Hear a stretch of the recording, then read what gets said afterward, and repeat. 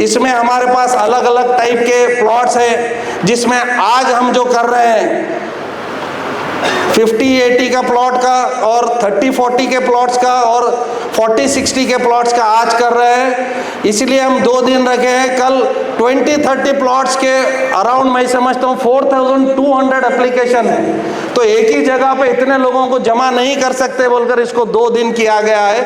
इसीलिए हम यहाँ पर ये सोचे हैं कि हम ट्रांसपेरेंट तरीके से आप लोगों के बीच में आकर आप लोगों के बीच में ये करने की हमारी एक सोच थी। जब हमने डिस्ट्रिक्ट इंचार्ज मिनिस्टर साहब से इसकी बात की तो प्रियंक खरगे साहब का एक ही कहना था कि इसको ट्रांसपेरेंट तरीके से जो हकदार है उनको हक मिले, जिसको भी वो अगर लक्की ड्रॉ में उठता है उनको मिले। इसमें कोई भी बिचौली नहीं होना चाहिए, कोई एजेंट नहीं होना चाहिए, ना कोई पैसों का इसमें हेर फेर होना चाहिए।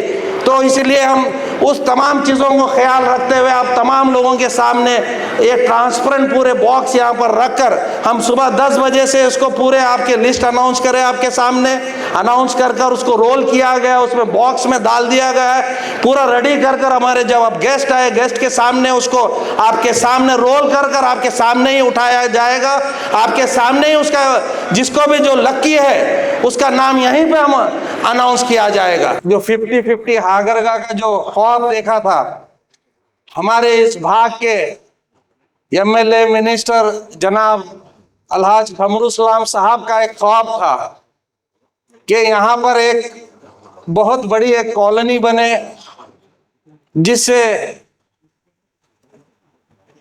लोगों को उसमें रहने की सुविधा हो, जिसको घर ना हो उनको गवर्नमेंट की तरफ से घर मिले। तो कमरुल साहब इसको मैं समझता हूँ 2012-13 में इसको सोचा था।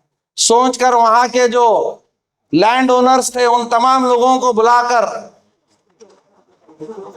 बात किया गया था।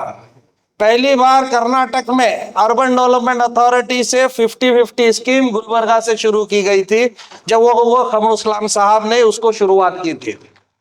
उन तमाम जो हमारे लैंड ओनर्स थे उन लोगों को बुलाकर समझाया गया, वो लोग रेडी हो गए उसको स्कीम में देने के लिए। 50-50 में 50-50 में मतलब जितना भी डेवलपमेंट होने के बाद जो प्लॉट बचते हैं उसमें 50 हमको 50 लैंड ओनर्स को दिया जाएगा। उसमें डेवलपमेंट का तमाम जिम्मेदारी कुड़ा की रहेगी।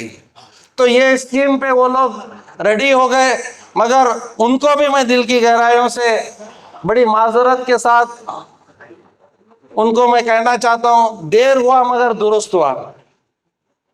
2014 में वो लोग MOU कर दिए, मगर 2023 में इसको कैबिनेट में पास किया गया है। वो भी हमारे यहाँ के जो इंचार्ज मिनिस्टर साहब हैं प्रियंक खरगे साहब को जब हमने कूड़ा में बुलाकर रिव्यू कराया तो उन्होंने बोला ये बहुत ही डिले हो गया है, इसको फौरी तरीके से तुम इसको जल्दी से लेकर आओ, हम उसको कैबिनेट में रखकर उसको अप्रूवल कराएंगे। तो प्रियंक खरगे साहब की बहुत बड़ी मेहनत है और हमारे यहाँ की MLA साहिबा जो कनीज फातिमा साहिबा है उनकी बहुत मेहनत है और अलम प्रभु साहब की मेहनत है।